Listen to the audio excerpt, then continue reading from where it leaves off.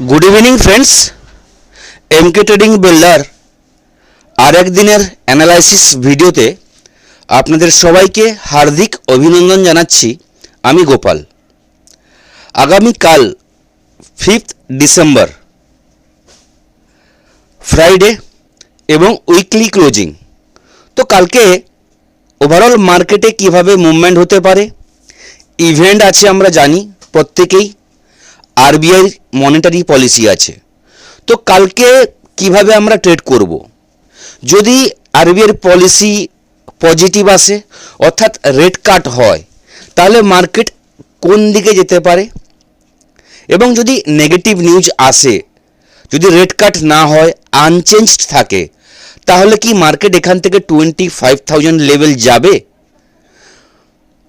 ताहले आमादेर trading strategy कि हबे समस्त किछुई निये आजकेर এই ভিডিও। तो केउ स्किप करबेन ना, ভিডিওটা একটু বড় হবে, কারণ যদি আমি ডিপলি অ্যানালাইসিস করতে যাই ডেইলি চার্টে উইকলি চার্টে তাহলে টাইম লাগবে। তো যদি আপনি শিখতে চান ভালোভাবে তাহলে কিন্তু ভিডিওটা স্কিপ করবেন না, কারণ স্কিপ করলে অনেক ছোটোখাটো অনেক গুরুত্বপূর্ণ জিনিস যেগুলো মিস হয়ে যাবে।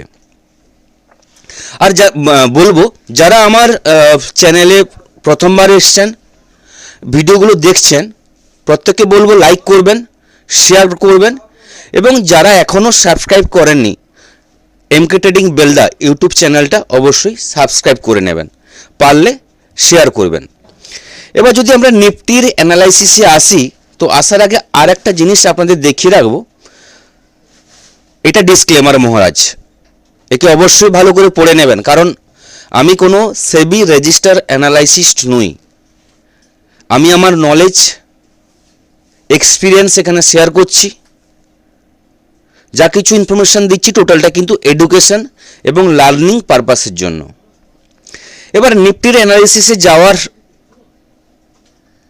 জন্য একটা জিনিস বলবো, কালকে যে ভিডিওটা আমি দিয়েছিলাম আপনাদেরকে, জানি না আজকে লাইভ মার্কেটে কতটা আপনাদের হেল্প হয়েছে।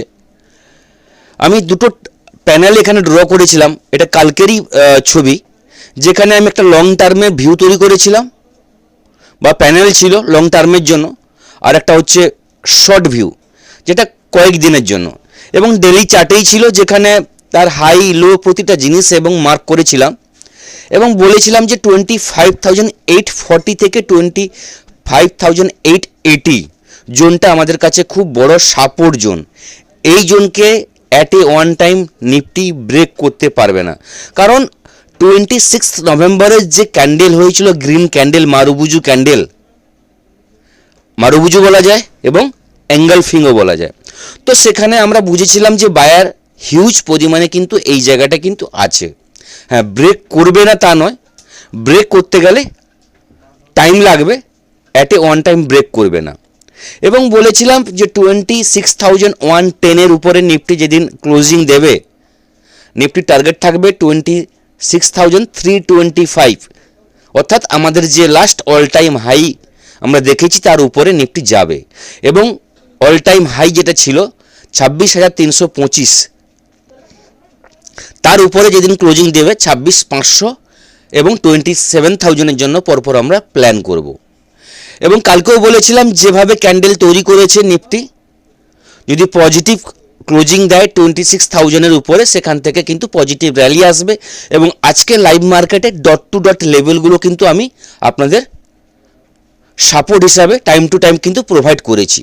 যারা ফ্রি টেলিগ্রামে এখনও জয়েন করেননি এবং লাইভ মার্কেটের সাপোর্ট পেতে চান, প্রত্যেককে বলবো ফ্রি টেলিগ্রামে জয়েন করুন, ডেসক্রিপশানে লিঙ্ক দেওয়া থাকবে, আপনি কিন্তু জয়েন করুন, যেখানে কোনো চার্জ লাগে না, ফ্রিলি আপনাদের সাপোর্ট করা হয়। এবং এখানে ফ্রি টেলিগ্রামে থাকলে আপনার লাইভ মার্কেটে ট্রেডিং করতে এবং আপনার নলেজ অবশ্যই অনেকটা ইমপ্রুভ হবে ট্রেডিং করতে। বেশি কথা না বলে এবার চলে যাই আমরা নিফটির চার্টে। নিফটি আজকে ক্লোজিং দিয়েছে 47 পয়েন্ট পজিটিভ। আজকের নিফটির হাই 26,098, অর্থাৎ 26,100 কাছাকাছি, এবং আজকের লো 25,938, 940 920 আমার সাপোর্ট জোন ছিল আজকে। সেখান থেকে আমি বারবার বলেছি নিফটি বাইব্যাক করবে, এবং যে লেভেলগুলো বলেছিলাম সেই লেভেল ব্রেক করলে 26,020, 26,60 এই লেভেলগুলো পরপর আসবে, এবং 26,100 উপরে স্টে করতে পারলে পরপর লেভেল আসবে। যাই হোক, সেকেন্ড হাফে নিফটি কিছুটা ডাউনে এসছে এবং তারপর 26,33-এর কাছে ক্লোজিং দিয়েছে। তো কালকে স্ট্র্যাটেজি হবে নিফটি যেখানে ক্লোজিং দিয়েছে, যদি আমরা একটু 15 মিনিট টাইম ফ্রেমে নিফটিকে আমরা দেখি তাহলে বুঝতে পারবো 26,050 এই লেভেলের উপরে নিফটি যদি স্টে করতে পারে তাহলে কিন্তু পজিটিভ ট্রেড নেওয়া যায় স্ক্যাল্পিংয়ের জন্য, যেখানে 26,080, 26,110 এই লেভেলের জন্য আমরা কিন্তু ট্রেড করব। 26,110 লেভেলটা ব্রেক করে গেলে 26,140, 26,180 এবং 26,220 জন্য পরপর কিন্তু আমরা প্ল্যান করব। ওভারঅল কালকের ক্লোজিং, নেক্সট উইকের মুভমেন্ট, আগামী কয়েকদিন মার্কেট কোন দিকে যাবে তা কিন্তু আমরা পথটা বুঝতে পারবো, কারণ কালকে আরবিআই কিভাবে ঘোষণা করে, রেপো রেট চেঞ্জ হয় কি না, রেপো রেট 25 বেসিস পয়েন্ট কাট হয় কি না, এইগুলোর দিকে কিন্তু নজর থাকবে। কালকে মিটিং বা আরবিআই পলিসির যে অ্যানাউন্সমেন্ট সকাল 10টায় শুরু হবে। 10টার আগে যারা আমরা ট্রেড করব, প্রতিটা ট্রেড কিন্তু 10টার আগে কিন্তু আপনাকে এক্সিট করতে হবে, কারণ কালকে যেভাবে ট্রেড হবে 3টে ফেজে ট্রেড হবে, স্পাইক থাকবে, ভোলাটিলিটি থাকবে। স্পিচ শুরু হওয়ার আগে মার্কেট একভাবে চলবে, স্পিচের নিউজ আসার পর একভাবে চলবে, এবং স্পিচ হওয়ার পর আবার যে উনি আমাদের যে আরবিআই গভর্নর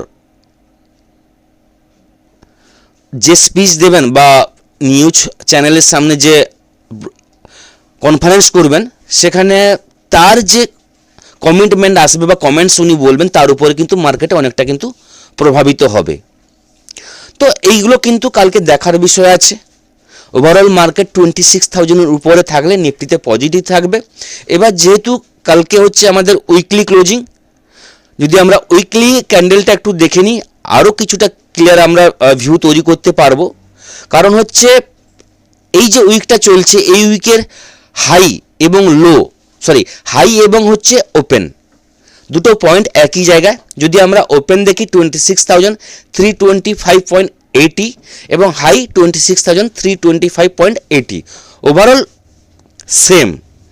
তো যারা ওপেন এবং হাই স্ট্র্যাটেজি জানেন তারা কিন্তু ভালো ইনকাম করতে পেরেছেন এই কয়েকদিনে, এবং যেখানে নিফটি দাঁড়িয়ে আছে সেখান থেকে নিফটিকে যদি এই উইকের ভালো কিছু করতে হয় বা নেক্সট উইকের জন্য যদি আমরা পজিটিভ ভিউতে যেতে চাই, তাহলে নিফটিকে মিনিমাম 26,120-র উপরে নিফটিকে ক্লোজিং দিতে হবে। অর্থাৎ আগামী সপ্তাহের যে ক্যান্ডেল ক্লোজিং হয়েছিল তার ওপেনিং যেখানে হয়েছিল তার উপরে ক্লোজিং দিতে হবে, এবং যদি 26,204 অর্থাৎ আগামী সপ্তাহে যে ক্যান্ডেল যেখানে ক্লোজিং দিয়েছে তার উপরে যদি নিফটি ক্লোজিং দেয় তাহলে কিন্তু আমাদের আরও ভিউটা ক্লিয়ার হয়ে যাবে পজিটিভের জন্য।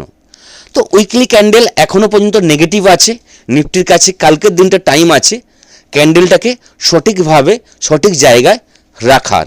এবার যদি এইভাবে থাকে তাহলে কিন্তু একটা নেগেটিভ ফর্ম তৈরি হবে বা নেগেটিভ উইকলি ক্যান্ডেল তৈরি হবে, সেটা কালকের উপর ডিপেন্ড করছে।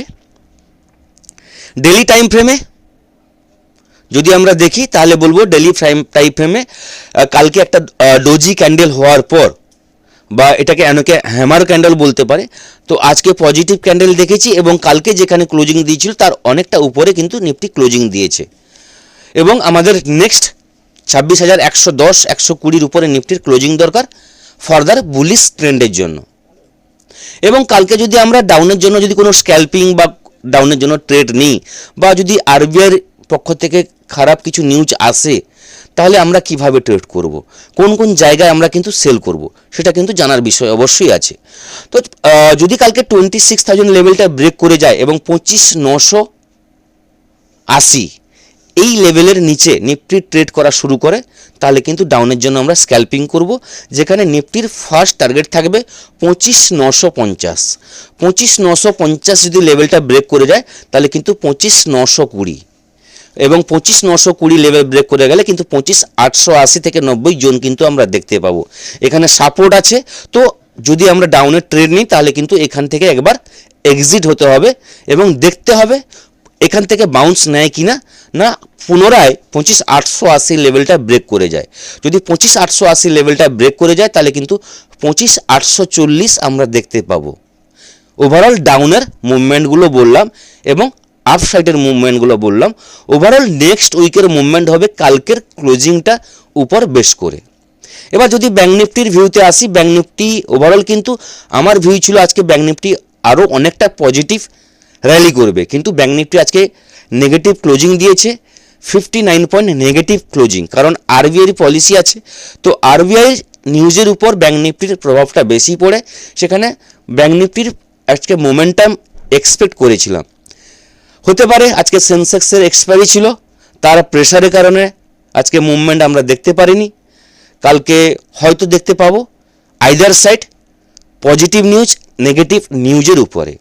তো ব্যাঙ্ক নিফটিতে 59,350, অর্থাৎ লাস্ট আজকে যেখানে হাই তৈরি করেছিল 59,350, এর উপরে ব্যাঙ্ক নিফটি কালকে ট্রেড করলে সেখান থেকে কিন্তু পজিটিভ আমরা ট্রেড নিতে পারি, যেখানে ফার্স্ট টার্গেট থাকবে 59,500 এবং 59,500 লেভেলটা ব্রেক করে গেলে আমরা কিন্তু 59,660 এই লেভেলটা দেখতে পাবো, এবং এই লেভেলটা ব্রেক করে গেলে কিন্তু আমরা 59,800 এবং 60,000-এর জন্য কিন্তু প্ল্যান করব।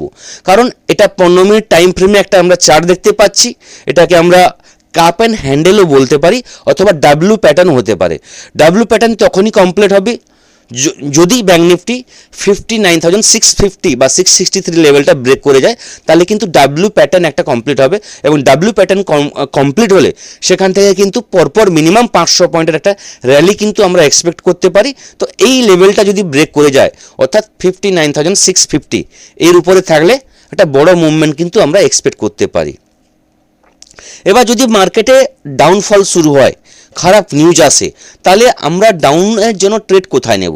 ওভারঅল যদি কনফার্ম ডাউনের ট্রেড নিতে হয় তাহলে বলবো 59,050 এই জোনের নিচে ব্যাঙ্ক নিফটি ট্রেড করা শুরু করলে সেখান থেকে কিন্তু ডাউন ফল আমরা দেখতে পাবো, যেখানে মিনিমাম 200 পয়েন্টের একটা কারেকশান, যেখানে 58,900 এবং এই লেভেলটা ব্রেক করে গেলে 58,700 এমনকি 58,500 লেভেল পর্যন্ত কিন্তু কালকে আমরা দেখতে পারি।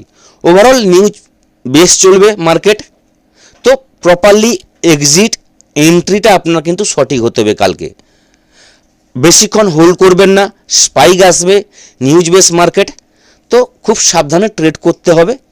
এবার যদি আমরা কালকে বলেছিলাম যে আমাদের মার্কেট ডাউন যাচ্ছে, কারণটা হচ্ছে যে ইন্ডিয়ান রুপিজের ভ্যালু পরপর কমে যাচ্ছে। কালকে 90.14 মানে 90 টাকা 14 পয়সা হয়ে গেছিলো $1 কাছে, আজকে 89.88 হয়েছে। তো এটা একটা বড় খারাপ নিউজ বা নেগেটিভ নিউজ ইন্ডিয়ার ক্ষেত্রে। তো গভর্নমেন্ট এটাকে নিয়ে অবশ্যই চিন্তা ভাবনা করবে। যদি কালকে আমাদের আরবিআইয়ের গভর্নর সঞ্জয় মালহোত্রাজি যদি কোনো কিছু পজিটিভ নিউজ বা কোনো কিছু পজিটিভ কমেন্টস করেন, তো এখানে কিন্তু একটা পজিটিভ ইম্প্যাক্ট আসতে পারে মার্কেটে। তো এটাও কালকে দেখার বিষয় আছে, আরবিআইয়ের গভর্নর কোনো কিছু ডিক্লেয়ার করেন কিনা, বা আমাদের যে ডলার এবং ইন্ডিয়ান রুপিসের যে চলছে ডাউন ট্রেডটা, এটা নিয়ে কোনো কিছু কমেন্টস করেন কিনা, সেটা কিন্তু কালকে দেখার বিষয় আছে। তো নিউজ বেস মার্কেট খুব সাবধানে ট্রেড করতে হবে। যদি আমরা গ্লোবাল মার্কেট দেখে নিই তাহলে আরও কিছুটা ক্লিয়ার হয়ে যাব গ্লোবাল কিভাবে ট্রেড করছে।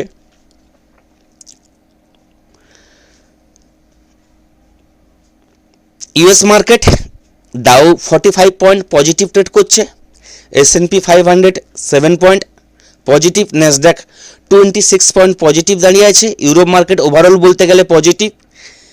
আমাদের gift Nifty 31 point negative, future চলছে, নিকাই 1163 পয়েন্ট পজিটিভে দাঁড়িয়ে আছে। ওভারঅল বাকি যে এশিয়ান মার্কেটগুলো আছে ফ্ল্যাট টু পজিটিভ এবং ফ্ল্যাট টু নেগেটিভ দাঁড়িয়ে আছে।